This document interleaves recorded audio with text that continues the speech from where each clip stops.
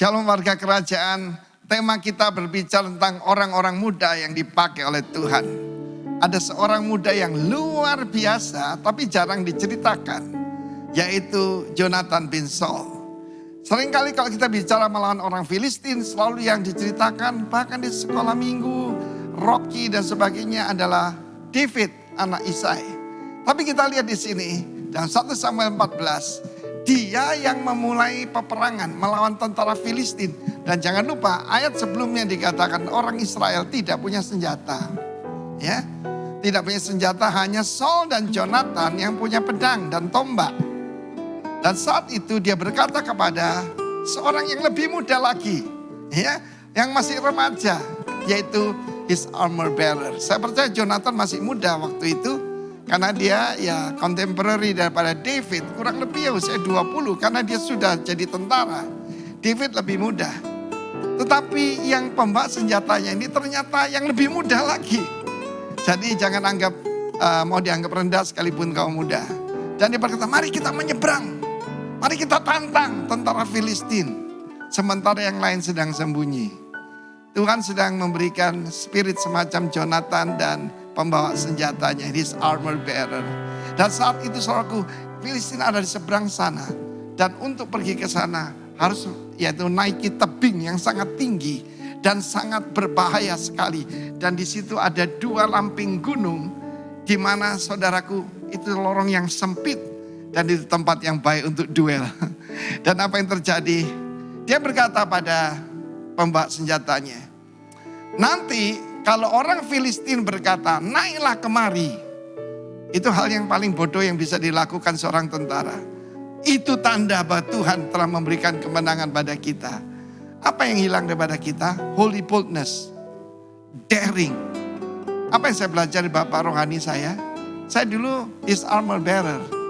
Dan dia sangat daring, sangat berani, sangat bold. Dan itu yang saya belajar dari beliau. Dan pada saat itu, yang anak muda ini berkata, apa saja yang engkau katakan, aku pokoknya sepakat. Dia seperti bayangannya. Dan apa yang terjadi saudaraku, mereka mengalahkan tentara Filistin. Dan saat itu 20 orang tentara Filistin bersenjata lengkap. Saudara bisa bayangkan kalau dari gambar di belakang ini, ya betul-betul dia cuma punya pedang dan 1 tombak saudara. Dan armor bearer-nya yang membawa perisai. Perisai gambaran faith, iman. Dan anak muda ini ikut membunuh yaitu 20 tentara Filistin tadi. Apa akibatnya?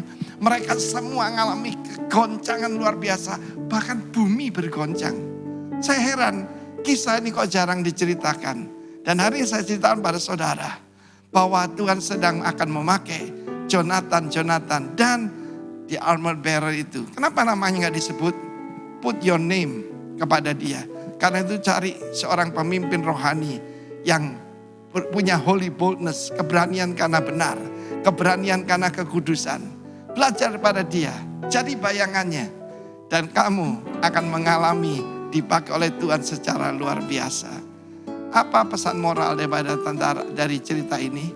Jonathan tidak cerita pada Saul, pasti dilarang. Gila kamu, itu mereka bersenjata lengkap, kita gak punya apa-apa.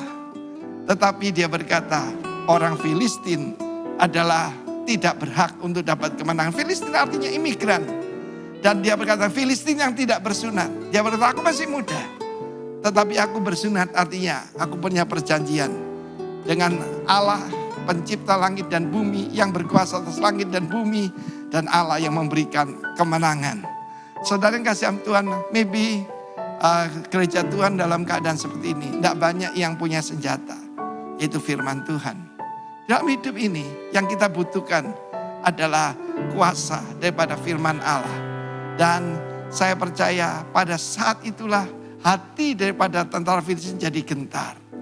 Sehingga mereka mengajukan yaitu Goliat untuk bertempur dalam 1 Samuel selanjutnya 16 dan selanjutnya. Tetapi dimulai kemenangan daripada Jonathan bin Saul. God bless you. Jadilah armor bearer yang baik. Haleluya. Amin.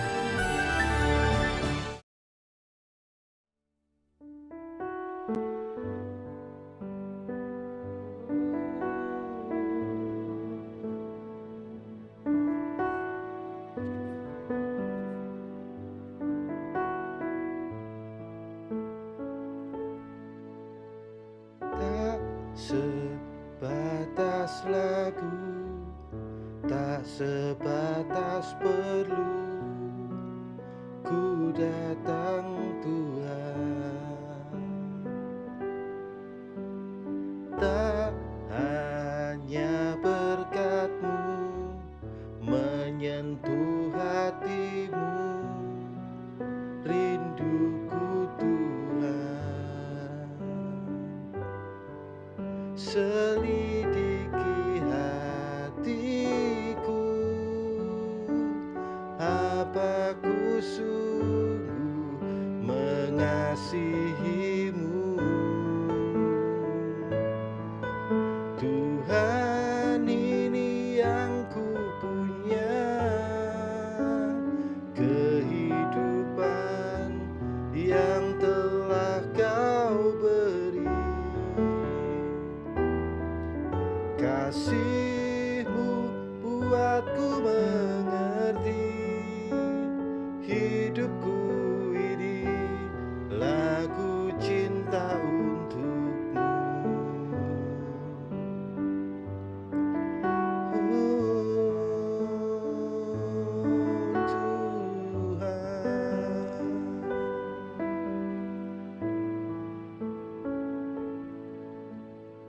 Tak sebatas lagu, tak sebatas perlu ku datang Tuhan.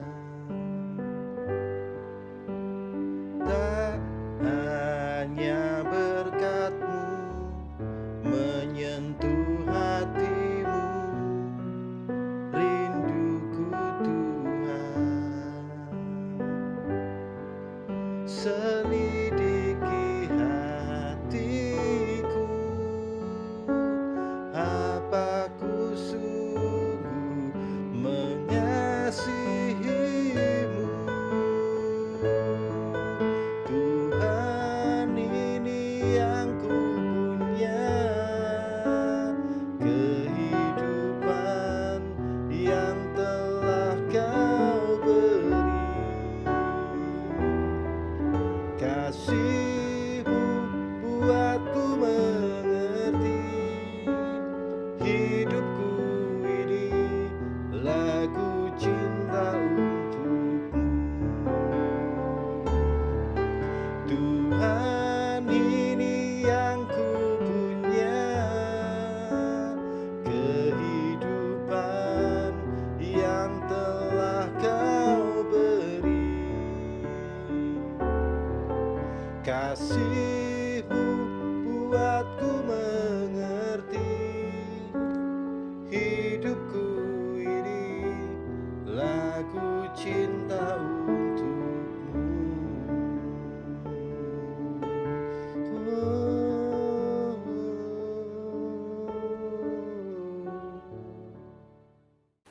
Shalom, puji Tuhan, Bapak Ibu yang dikasihi Tuhan, GBI Rock yang ada di Kudus. Yang percaya, terima kasih Pak Gatot yang sudah memberikan kesempatan bagi saya untuk boleh berbagi pada kesempatan kali ini. Yang percaya, kita sedang melewati yang namanya, orang seringkali berkata pandemi COVID-19, tapi saya lebih suka dengan kata akademi. Kenapa? Kita sedang sekolah. Nah, Bapak Ibu, sekolah itu tujuannya apa? Untuk mengembangkan. Nah, hari ini saya mau bicara tentang mengembangkan kehidupan jasmani, mengembangkan kehidupan jiwani, mengembangkan kehidupan rohani kita. Tapi sebelum itu mari kita akan sama-sama berdoa dan kita minta Tuhan Yesus membukakan rahasia-rahasia firman Allah untuk kita semua. Mari kita satukan hati. Bapak Surgawi, kami ucap syukur pada kesempatan ini kami berdoa. Biarlah setiap kami yang online pada kesempatan kali ini di Rock Kudus ini, kami percaya Tuhan akan kuatkan yang lemah, Tuhan akan sembuhkan yang sakit, Tuhan akan jamah mereka yang sedang putus asa sehingga kami bangkit dan berpengharapan. Tuhan ajarkan kami untuk semakin mengerti tentang firman-Mu. Kami percaya Roh Kudus, biar jamah setiap kami, di rumah kami masing-masing, di tempat kami masing-masing, Roh Kudus akan bekerja, mengubahkan hidup kami. Dalam satu nama Tuhan kami Yesus Kristus kami serahkan pemberitaan firman Allah. Haleluya. Amin. Puji Tuhan, Bapak Ibu yang dikasihi Tuhan. Tema saya tentang develop. Apa itu develop? Develop itu artinya tentang mengembangkan. Setiap kita merindukan mengembangkan apa saja dalam kehidupan diri kita, dalam kehidupan pelayanan kita, dalam kehidupan bisnis, pekerjaan kita, studi kita juga ingin kita kembangkan. Tetapi hari ini saya mau ajak Bapak Ibu semua membaca dari firman Tuhan yang terambil dari Lukas pasal kedua ayat ke-52. Dan Yesus makin bertambah besar dan bertambah hikmatnya dan besarnya dan makin dikasihi oleh Allah dan manusia. Kita melihat di sini, Yesus makin bertambah besar, bertambah hikmatnya, bertambah dan besarnya dan makin dikasihi oleh Allah dan manusia. Yesus mengembang secara normal, artinya bahwa kehidupan Yesus sebagai sosok manusia, dia berkembang. Dan ini menjadi patron kita. Kekristenan harus ada goal. Ya, kenapa? Ada banyak orang capek menjadi orang Kristen karena tidak ada sasaran, tidak ada goal. Kita melihat ada pengembangan secara tubuh jasmani, ada pengembangan secara jiwani, ada pengembangan secara roh. Dan kita percaya di sini, Bapak Ibu yang dikasihi Tuhan, kita pun mau yang demikian. Apa sih arti develop? Develop itu artinya ini. Mari kita belajar sama-sama pada kesempatan kali ini. Develop dan melakukan segala daya upaya yang terbaik dengan tujuan untuk mengembangkan suatu pencapaian. Apa yang akan kita capai? Kalau kita menjadi orang percaya, goal kita, goal saya dan saudara harus menjadi serupa dan segambar dengan Kristus. Tidak ada cara yang lain. Dengan kata lain, itu goal kita. Bukan goal kita pelayanan, bukan goal kita jadi pendeta, bukan goal kita menjadi pemimpin pujian, pengkhotbah, bukan itu. Goal kita menjadi serupa dan segambar dengan Kristus. Nah, kita melihat apa yang dituliskan dalam Alkitab. Hari-hari ini, gereja Tuhan sedang diserang. Ada pengajaran tentang Allah Tritunggal, tapi diserang dengan Allah Dwitunggal. Ada pengajaran tentang trikotomi, tapi diajarkan beberapa aliran-aliran liberal mengajarkan ada pengajaran tentang dikotomi. Artinya bahwa manusia terjadi cuma dua unsur. Tapi bagaimana dengan Alkitab? Kita harus belajar seturut dengan Alkitab. Saya percaya sekalipun ada banyak serangan-serangan atas gereja Tuhan pada masa akhir ini, saya yakin dan percaya kita harus berpegang pada prinsip yang benar tentang ajaran firman Allah. Seperti ajaran Tritunggal, itu prinsip firman Allah. Allah kita, Allah Bapa, Allah Anak, Allah Roh Kudus. Tidak ada yang lain. Kalaupun ada banyak orang berbicara tentang Tritunggal, silakan. Nah, pada bagian kali ini saya mau bicara bahwa pengajaran tentang trikotomi ini adalah pengajaran gereja kita. Gereja Bethel Indonesia mengajar tentang trikotomi. Bukan dikotomi, manusia tidak cuma dua unsur. Dah memang saya berkata demikian. Kenapa? Karena ada orang mengajarkan bahwa manusia itu tidak dua unsur, tubuh dan nyawa. Ketika manusia meninggal, nyawanya kembali kepada Tuhan. Nah, bagaimana menurut kita di dalam Alkitab apa yang dituliskan? Kita perlu belajar. Karena saya dan saudara harus memahami dengan benar firman Allah. Kita melihat di dalam 1 Tesalonika pasal ke-5 ayat ke-23. Perhatikan ayat ini. Semoga Allah damai sejahtera menguduskan kamu seluruhnya. Perhatikan kata seluruhnya. Dan semoga roh, jiwa, tubuhmu terpelihara sempurna dengan tak bercacat pada kedatangan Yesus Kristus Tuhan kita. Nah, kita perlu tahu hari ini bahwa ada roh, ada jiwa, ada tubuh yang terpelihara harus menjadi sempurna. Menjelang apa? Menjelang kedatangan Tuhan Yesus. Mari hari ini kalau patron kita Yesus, dalam proses pertumbuhannya kita lihat di sana, ya roh, jiwa, tubuh. Nah, kita sudah mengembangkan atau belum? Gereja diajar hari-hari tentang pelajaran tentang karakter, bagaimana karakter manusia. Nah, khususnya saudara yang belajar ada DISC, ada merah, kuning, hijau, ungu, ya. Nah, menurut saudara Yesus itu punya karakter apa? Merah, kuning, hijau, ungu. Saya tidak menyampaikan ini, tapi di dalam pengertiannya bagaimana? Setiap kita punya pandangan tentang Yesus. Yesus sebagai manusia 100%, tetapi dia juga Allah 100%. Menurut pandangan saudara, apa dia karakter merah, kuning, hijau, atau ungu? Nah, Bapak Ibu, kalau patron kita itu Yesus, mari kita belajar. Karena sesuai dengan apa yang dikatakan Alkitab. Di dalam Ibrani pasal 1 ayat ketiga berkata, dalam ayat ini, ia adalah cahaya kemuliaan Allah dan gambar wujud Allah. Dan menopang segala yang ada dengan firman-Nya yang penuh kekuasaan. Dan setelah ia selesai mengadakan penyucian dosa, ia duduk di sebelah kanan yang maha besar di tempat yang tinggi. Perhatikan kata gambar wujud Allah. Dalam bahasa asli kata gambar wujud Allah itu artinya karakter. Jadi goal kita menjadi orang percaya berkarakter Kristus. Benar apa yang dikatakan dalam Kejadian pasal 1 ayat 26-27. Manusia diciptakan serupa dan segambar dengan Allah. Bapak Ibu yang dikasihi Tuhan, kita bersyukur. Kenapa? Karena kita punya patron yang jelas. Ya sama, contohnya begini. Kalau orang main bola, bola satu direbut 22 orang. Seandainya ketika mereka ngerebut tidak ada sasaran, bola ini cuma digiring kiri, giring kanan, ke depan, ke belakang. Tidak ada sasaran, saya percaya 22 orang itu akan capek dengan sendirinya. Tetapi karena ada sasaran, namanya gol, namanya gawang. Ya. Bola harus dibawa masuk ke situ, sehingga ada gairah untuk bawa apa? Bawa bola ini masuk ke sana. Sama dengan orang Kristen, orang percaya juga demikian, harus punya sasaran. Ada banyak orang tidak mengerti sasarannya, ada banyak orang tidak mengerti tujuan diciptakan oleh Tuhan. Kita harus menjadi serupa dan segambar dengan Kristus. Kalau tadi saya katakan bahwa manusia diciptakan 3, roh, jiwa, tubuh. Itu harus sempurna. Nah ini yang harus terus dikembangkan. Kita melihat dulu hari ini, yang pertama itu bicara tentang manusia secara jasmani, secara tubuh. Saya percaya semua pasti punya tubuh. Kenapa? Untuk manusia bisa tinggal di bumi ini.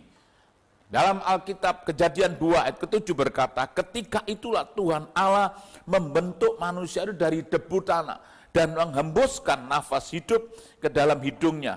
Demikianlah manusia menjadi makhluk yang hidup. Membentuk manusia dari debu tanah. Nah, kita harus paham bahwa saya dan saudara, semua saudara yang hari ini sedang mendengarkan firman Allah, kita harus mengerti bahwa kita diciptakan dari debu tanah. Makanya kalau di dalam doa yang terakhir ketika pelepasan jenazah, selalu saya katakan dari debu tanah kembali kepada tanah, roh kembali kepada Bapa di surga. Mungkin kita bertanya, ya jiwa di mana? Nanti kita akan bahas. Tetapi hari ini saya mau bahas tentang manusia ini. Yang pertama bicara tentang jasmani, tentang tubuh. Ketika manusia diciptakan oleh Tuhan dari debu tanah, kemudian terus bertumbuh berkembang. Makanya prosesnya di sini ada. Proses dari mulai mana? Mulai dari anak-anak ya, nah, terus sampai dewasa. Ini proses pertumbuhan. Proses kehidupan, proses pengembangan. Ini saya bicara secara natural, secara umum terjadi demikian. Nah, kemudian kalau kita melihat lebih berikut di sini, ini ada gambar yang menjelaskan. Dari mulai kecil, mulai anak-anak, sampai mati.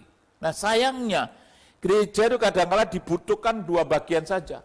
Kata 2K itu kemanten dan kepaten. Kalau kemanten cari pendeta, kalau kepaten baru cari pendeta. Di tengah-tengahnya hilang, kayaknya enggak butuh Tuhan, enggak butuh gereja.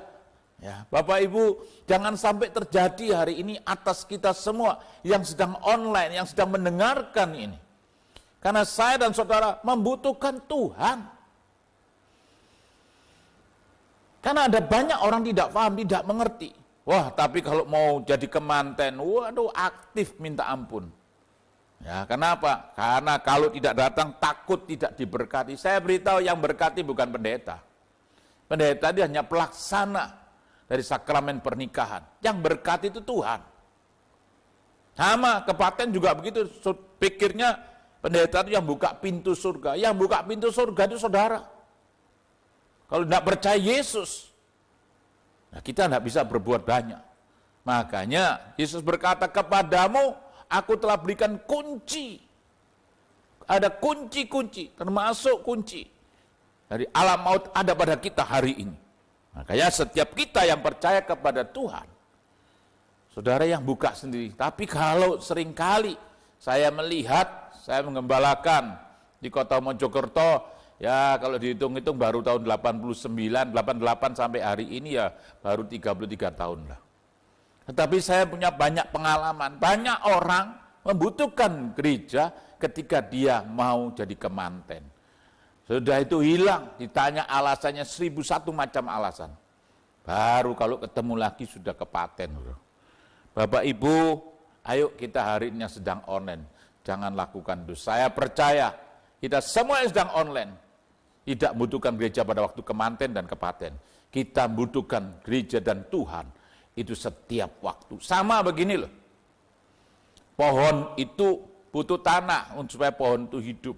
Ikan itu butuh air supaya ikan hidup. Manusia butuh Tuhan. Kapan butuh Tuhan? Ketika kita tinggal dalam tubuh jasmani, kita butuh Tuhan. Untuk apa? Supaya kita hidup. Makanya dikatakan dalam kitab Kejadian pasal 6 ayat ketiga, berfirmanlah Tuhan, rohku tidak akan selama-lamanya tinggal di dalam manusia. Karena apa? Karena manusia adalah daging. Tetapi umurnya akan 120 tahun saja. Coba lihat, perhatikan ayat ini. Manusia hidupnya adalah daging, tetapi umurnya akan 120 tahun saja. Dalam Mazmur pasal 90 malah lebih pendek lagi, 70 tahun. Kalau kuat 80 tahun, isinya setelah itu, kalau kuat bisa 80 tahun, setelah itu isinya cuma penderitaan. Jangan sampai kita tinggal di bumi ini cuma isinya penderitaan. Ayo hari ini, saya dan saudara harus paham akan hal ini. Karena manusia adalah daging, tubuh jasmani ini perlu dipelihara. Makanya bait Allah ini perlu dipelihara, saudaraku. Hari-hari ini COVID yang begitu gencar menyerang manusia, sehingga buat manusia takut apa? Takut mati. Tapi Bapak Ibu, ayo kita hidup jangan takut COVID, kita takut Tuhan. Karena akhir dari hidup kita kembali kepada Tuhan.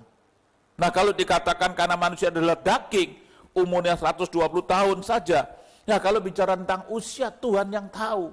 Makanya semua itu misteri kita dalam perjalanan hidup ini, ayo kita rawat betul-betul tubuh jasmani kita ini. Jangan sampai tubuh jasmani kita tidak kita rawat. Satu kali saya berdoa ketika ulang tahun dari salah satu penatua kami. Saya berdoa, saya kutip ayat ini. Dan saya kutip dan berkata bahwa umur Musa itu 120 tahun, kaget. Lagi berdoa semua lagi suami istri itu terperanjat, kaget begitu loh, noleh saya. Saya katakan, loh, mau minta berapa? 120 tahun enggak mau. Jadi kasih umur panjang. Manusia kan seringkali mintanya umur panjang. Kalau umur panjang tidak bermanfaat di bumi ini, enggak usah panjang-panjang, saudara. Tapi kalau kita bermanfaat, berguna, menjadi perwakilan kerajaan Allah, saya percaya di situ Tuhan dipermuliakan, di situ Tuhan diagungkan, Tuhan disenangkan. Mari Bapak Ibu yang dikasih Tuhan, ayo pelihara tubuh ini dengan sempurna. Ya, ada banyak orang bayar mahal untuk urusan tubuh. Senam tidak salah, olahraga tidak salah semuanya itu. Tapi kalau kita berlebihan, itu yang salah. Bukankah firman berkata, latihan badani jasmani itu terbatas gunanya. Tapi ibadah, banyak orang mengabaikan ibadah. Berguna waktu sekarang dan waktu akan datang.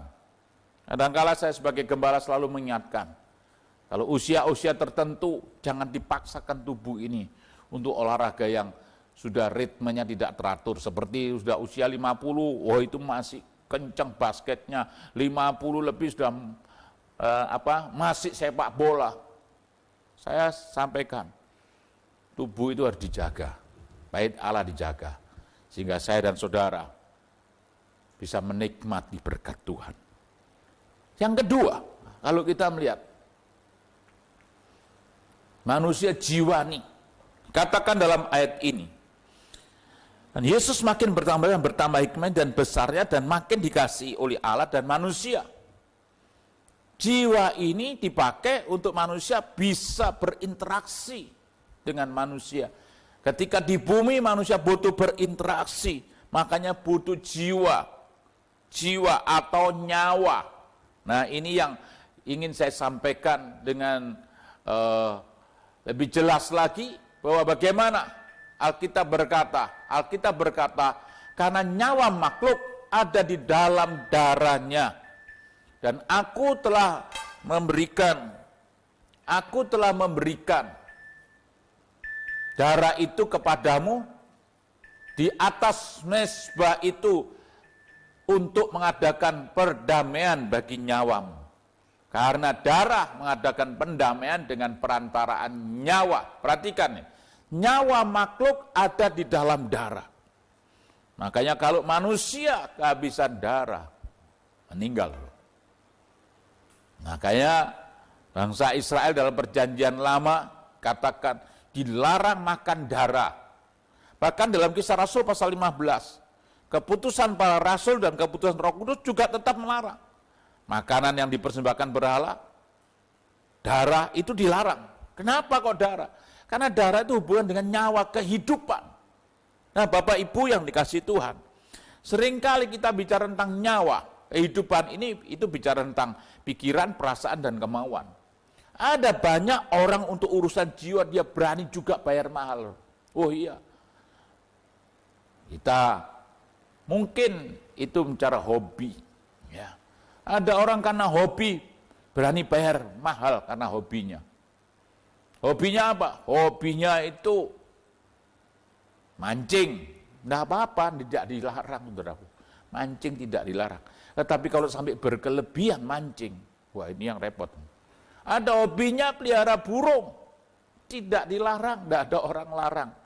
Pagi-pagi sudah bangun, burungnya yang dikudang. Pagi-pagi sudah bangun, burungnya yang terus dimanjakan. Saya ingin sampaikan, itu hobi yang terlalu berlebihan. Tidak dilarang, tetapi kalau hobi itu sampai berlebihan, kita bisa memanjakan urusan jiwa kita. Kadang-kala urusan roh kita korbankan. Urusan jiwa, pikiran, perasaan, dan kemauan. Ayo hari ini kita belajar. Kenapa? Karena kalau urusan jiwa, ada banyak orang untuk menyenangkan jiwanya itu dengan berbagai macam, berani bayar mahal untuk urusan jiwa. Roh. Nah ini yang saya katakan, jangan urusan jiwa itu sampai berlebihan. Ya. Hari-hari ini kita tidak bisa kemana-mana, tidak bisa traveling, katanya refreshing. Dong. Semua di lockdown, mau kemana? Orang kaya pun naik pesawat ketakutan. Anda mungkin kalau kita Singapura, tidak naik pesawat kan harus.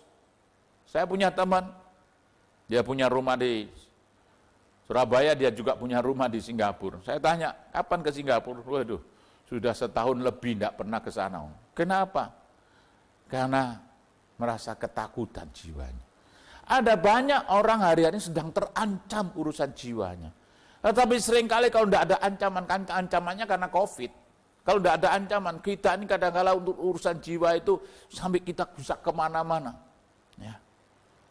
Tapi saya beritahu hari ini, saya katakan sekali lagi, saya tidak pernah melarang. Tetapi sampai urusan jiwa itu berlebihan, itu yang saya larang.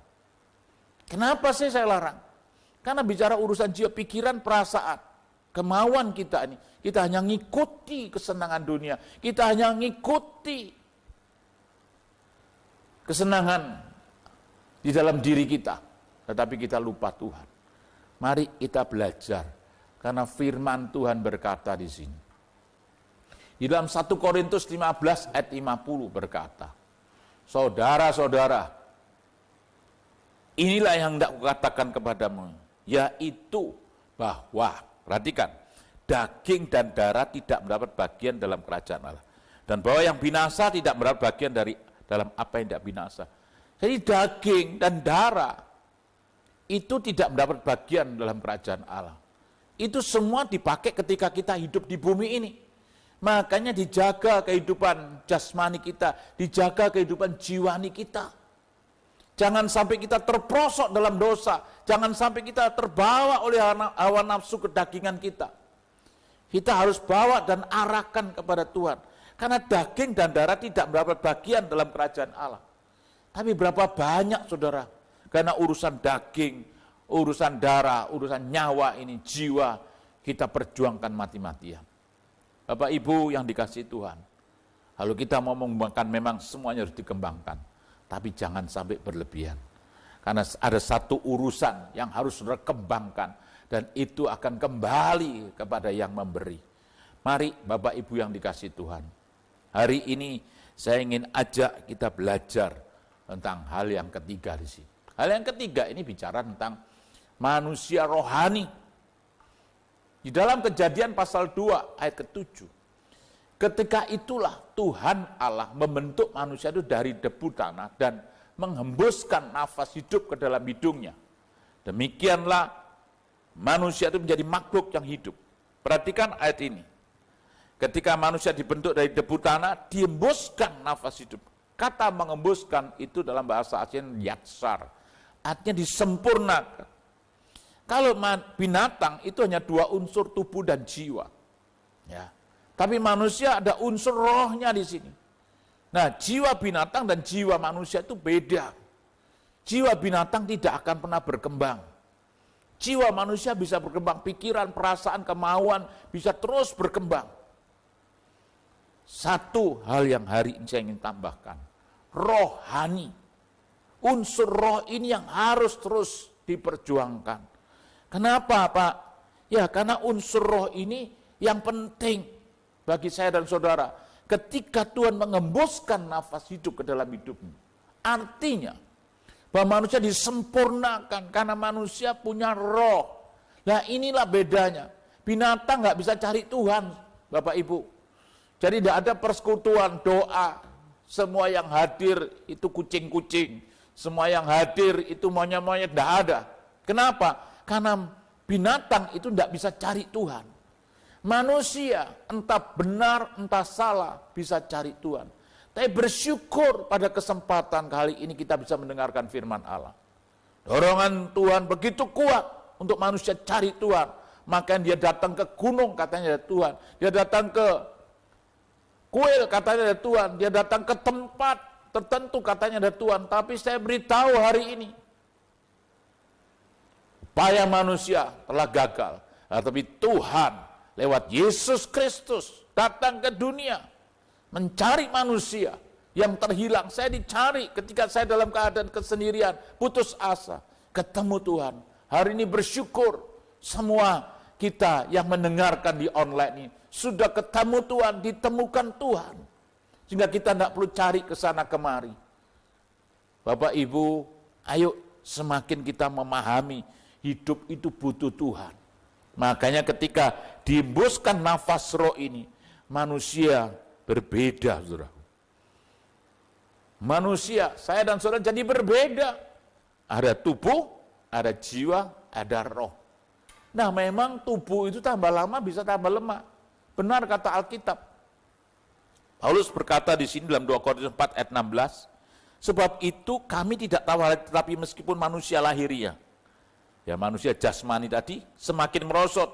Karena usia bisa semakin merosot. Namun manusia batinnya kami, manusia rohani kami, diparui dari hari ke hari. Makanya manusia rohani kita terus diperbarui dari waktu ke waktu. Kenapa sih kita harus ibadah? Kenapa kita harus berdoa? Kenapa kita harus baca firman Allah? Itu memperbarui yang di dalam ini. Makanya dalam Injil Yohanes pasal 3 ayat 30 berkata, ia harus makin besar tetapi aku harus makin kecil. Maksudnya apa? Manusia rohani harus bertambah-tambah, semakin besar. Ketika manusia diciptakan oleh Tuhan, sebenarnya manusia diciptakan menjadi manusia rohani. Tidak ada manusia duniawi. Tapi karena dosa membuat manusia berubah secara total. Dari rohani menjadi duniawi. Karena hanya mementingkan unsur jiwanya. Tapi hari ini saya ingin ajak kita kembali. Makanya jangan pernah suka atau senang kalau disebut orang awam. Sebenarnya tidak ada itu. Orang awam itu, kata awam itu artinya blow on. Kita tidak ada itu sebetulnya, blow on. Saya percaya, Bapak Ibu yang sedang dengarkan khotbah saya hari ini, kan tidak mau kita disebut blow on. Harusnya kita disebut manusia rohani.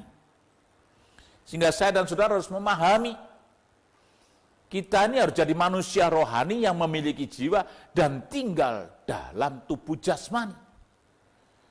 Manusia rohani. Nah, seringkali juga terjadi salah persepsi. Seperti saya menjadi pendeta, oh itu loh pelayanan rohani. Kalau saya masih di bank, saya masih di rumah sakit, saya masih berbisnis, saya masih duniawi, itu salah Bapak Ibu. Semua manusia diciptakan harus jadi manusia rohani. Nah, gereja harus memahami akan hal ini. Bahkan ya, kalau saya melihat, saya dulu ketua BPD, dan saya lihat ada banyak justru pendeta yang tidak rohani. Ada banyak. Mari kita belajar hari ini. Manusia rohani itu harus ada di 7 pilar. Nah ini. Mulai di mana? Di keluarga kita, di bisnis kita, tugas di media, itu harus rohani. Tugas di gereja harus rohani. Di edukasi, di pendidikan, di art, di government, di pemerintahan, harus jadi manusia rohani. Jadi manusia rohani harus ada di 7 pilar ini. Dan saya percaya, kalau kita ada di 7 pilar ini, mengembangkan manusia rohani kita, saya dan saudara hari ini terus akan menjadi berkat. Manusia rohani, manusia Kristus ini harus semakin berkembang, sehingga ada banyak jiwa dimenangkan bagi Tuhan. Sehingga orang lihat bagaimana keluarga kita, orang melihat bagaimana bisnis kita, bagaimana saudara yang bekerja di media, bagaimana saudara yang ada dalam pelayanan di gereja, di pendidikan, di art, di pemerintahan. Wow, saya yakin dan percaya Tuhan rindu dipermuliakan di mana saudara berada hari ini. Gak usah semua terus ribut jadi ke gereja, gak usah. Di keluarga mulai, di bisnismu, ayo kita jadi manusia rohani. Makanya apa yang dikatakan oleh Daud berkata di sini, jadikan hatiku tahir, ya Allah, dan perbarui batinku dengan roh yang teguh. Jadi roh itu harus kuat, roh itu harus teguh. Dikatakan, jangan membuang aku dari hadapanmu, dan jangan mengambil rohmu yang kudus daripadaku. Jangan mengambil rohmu yang kudus. Jadi Daud sadar, kalau tanpa roh Tuhan, ya, dia tidak bisa berbuat apa-apa. Tetapi karena roh Allah itu yang ada pada dia, dia terus mampu menjadi orang yang terus hidup dalam berkemenangan. Mari Bapak Ibu yang dikasihi Tuhan. Kalau tadi saya katakan, tubuh, jiwa, dan roh harus berkembang secara bersama. Tetapi saya yakin dan percaya, kalau engkau cuma mengembangkan tubuh jasmani, engkau cuma mengembangkan jiwa nih, tanpa mengembangkan kehidupan yang rohani, kita jadi makhluk yang sangat keliru. Kenapa saya katakan demikian? Karena firman Tuhan berkata di dalam Pengkhotbah pasal 12 ayat ke-7, dan debu kembali menjadi tanah seperti semula, dan roh, nah inilah, roh kembali kepada Allah yang mengaruniakannya. Jadi roh itu kembali kepada Tuhan yang mengaruniakannya. Nah makanya saya dan saudara harus segambar dengan Allah yang menciptakan itu. Harus berkarakter sama. Nah kalau pada bagian ini kita tidak mengembangkan saudara, kita jadi orang yang sedang gagal. Kembangkan 3 ini. Tubuh saya percaya terus akan berkembang seturut dengan usia kita. Jiwa juga terus akan berkembang karena teknologi, karena zaman yang sedang kita lalui ini. Yang ketiga, sudahkah kita mengembangkan urusan hal yang rohani? Bapak Ibu yang dikasihi Tuhan, mari kita terus kembangkan kehidupan roh kita, seturut dan segambar dengan Kristus. Kenapa saya katakan demikian? Karena kita akan kembali. Makanya dari bagian inilah, saya sebagai hamba Tuhan, saya tidak pernah melaksanakan upacara kremasi. Berapa waktu yang lalu, jemaat, mantan jemaat kami udah cukup lama, kena COVID, meninggal. Telepon keluarganya berkata, bisa nggak dilayani? Saya katakan siap melayani. Kemudian di belakang, tapi dikremasi, maaf kalau dikremasi kami tidak siap. Kenapa? Karena firman berkata, debu kembali menjadi tanah seperti semula. Dan roh kembali kepada Allah. Sudahkah kita paham kata debu? Hasil dari pembakaran itu bukan debu, itu abu. Jangan suka diplesetkan, antara abu dan debu itu berbeda. Debu itu proses, ya, dari proses itu menjadi debu. Tapi kalau abu itu proses dari pembakaran. Nah, Bapak Ibu yang dikasihi Tuhan, mari kita paham 3 hal itu, tubuh, jiwa, dan roh. Itu harus semuanya berkembang dengan sempurna menjelang kedatangan Dia. Kembali tadi ada gambar yang saya sampaikan di awal. Coba perhatikan di sini. Merah, kuning, hijau, ungu. Ya, bagi Bapak Ibu yang tidak memahami akan hal ini, lain kali nanti kita akan belajar sama-sama. Yesus punya karakter apa? Merah, kuning, hijau, dan ungu. Karakter merah itu adalah karakter di mana berpikir dan melaksanakan, berani bertindak.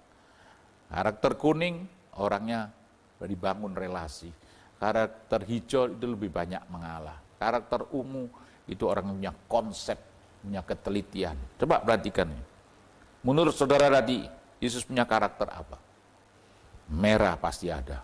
Karena ketika dia masuk bait Allah, ada ketegasan di sana. Bait Allah dijungkir balikan. Maksud saya meja-meja penukar uang di bait Allah dijungkir balikan. Itu hanya orang merah yang berani ambil sikap. Kuning, dia orang yang pandai bangun relasi dari siapa saja. Ya. Bahkan dia nunggui perempuan Samaria yang sudah terabaikan, yang sudah tidak terhitung di daerah Samaria, sehingga ambil air pada siang hari. Karena perempuan ini perempuan lacur. Tapi Yesus bisa bangun hubungan karena dia tahu ada potensi besar pada perempuan ini. Hijau, ngalah, nurut. Ketika dia ada di Gabata tempat Yesus diadili, dia menyerahkan haknya. Dia tidak melawan. Orang hijau tidak berani ambil tindakan, tapi dia hanya nurut, saudara. Orang ungu itu orang yang hidup dengan perhitungan dengan teliti. Coba roti dan 2 ekor ikan, rubah mujizat yang besar, terjadi mujizat yang besar, menjadi 5.000 orang yang ada di sana dikasih makan lebih 12 bakul. Yesus punya karakter ini, jadi punya yang lengkap. Saya dan saudara harusnya punya, ya, tapi kita harus punya karakter. Kapan merah itu bisa dipakai, kapan itu kuning, kapan hijau. Kalau orang hidup itu berkarakter, artinya orang itu berespon benar. Orang lain tidak benar, dia tetap benar. Situasi tidak benar, dia tetap benar. Oleh karena itu Bapak Ibu yang dikasihi Tuhan, mari kita belajar mengembangkan tubuh, jiwa, dan roh. Supaya kita semakin layak dan berkenan. Seperti tadi Alkitab berkata, Ia adalah cahaya, kemuliaan Allah, dan gambar wujud Allah. Inilah gambar wujud Allah, karakter. Kita harus kembangkan ke arah sana. Supaya saya dan saudara terus menjadi berkat di mana kita berada. Saya yakin kalau hari ini kita mendengarkan firman Allah, mari kita kembangkan menjelang kedatangan Dia yang kedua. Yang pertama, saya balik di sini, kehidupan rohani itu yang diutamakan. Kehidupan jiwani, kemudian kehidupan jasmani. Itu semuanya harus terus dikembangkan. Dan percayalah, satu kali nanti kita akan melihat kehidupan saya dan saudara terus semakin mempermuliakan Tuhan. Puji Tuhan, kita telah mendengarkan firman Allah pada kesempatan kali ini. Mari kita pelihara dengan sempurna hidup rohani kita, hidup jiwani kita, hidup jasmani kita. Bahkan kita utamakan yang rohani, karena yang roh ini akan kembali kepada Bapa di surga. Oleh karena itu, mari kita akan akhiri ibadah ini dan kita akan sama-sama berdoa supaya Tuhan berikan kekuatan yang baru Dan ketika kita menerima firman Allah tadi ini, kami percaya Tuhan berikan kesempatan bagi kami semakin memahami rencana Tuhan.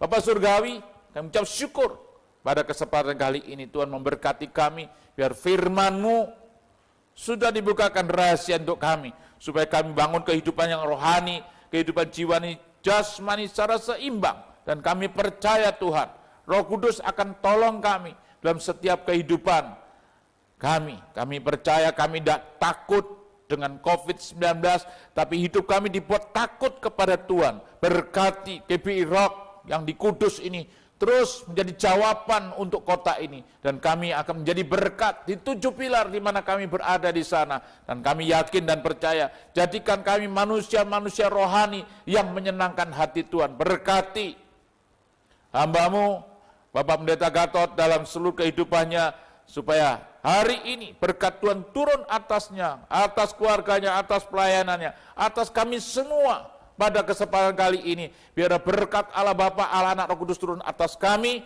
supaya nama Tuhan semakin dipermuliakan. Tuhan, kami serahkan kehidupan kami untuk menjadi berkat di kota ini. Kehidupan kami menjadi berdampak di kota Kudus, sehingga nama Tuhan semakin dipermuliakan. Berkat Allah Bapa, Allah Anak, Roh Kudus turun atas kami semua, dari hari ini sepanjang hari, bahkan sampai Tuhan datang kedua kali. Yang percaya bersama dengan saya katakan, amin. Tuhan berkati kita, sampai jumpa kembali. Tuhan tak pernah gagal, sanggup buktikan janji setiamu untuk selamanya. Imanku berkata, Tuhan tak pernah gagal. Puji nama Tuhan, saudara sudah diberkati firman Tuhan yang luar biasa. Dan di rumah saudara masing-masing, saudara boleh mengangkat tanganmu untuk menerima berkat daripada Tuhan. Tuhan akan memberkati engkau dan melindungi engkau.